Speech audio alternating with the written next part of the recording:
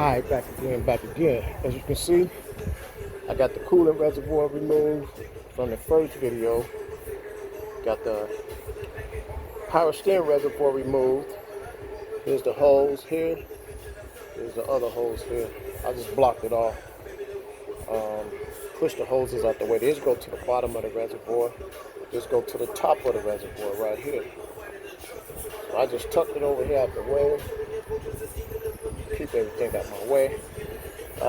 There was a bracket here, see that right there? I already took the bolts out. So move that bracket out the way. Come over here, set all this up on top of the car. 13 millimeter bolts that hold that bracket in.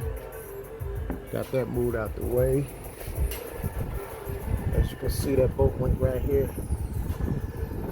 And the other one went down in between here some down there. You can't see it. Here we go.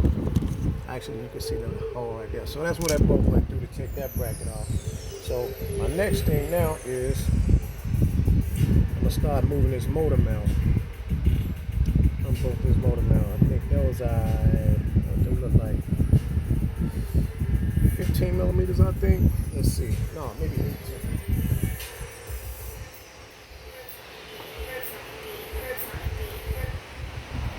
Either 17s.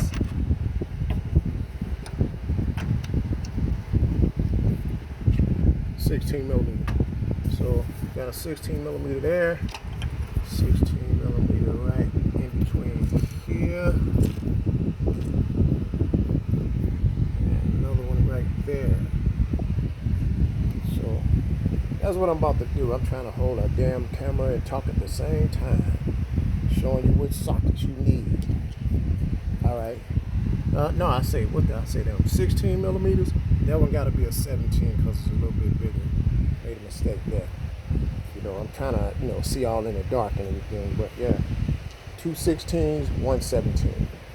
So what I'm going to do, I'm going to put a jack up underneath the engine pan with a board as well. Put a board under the jack saddle. And before you put that under the pan so you don't crack it. So that's how you do that.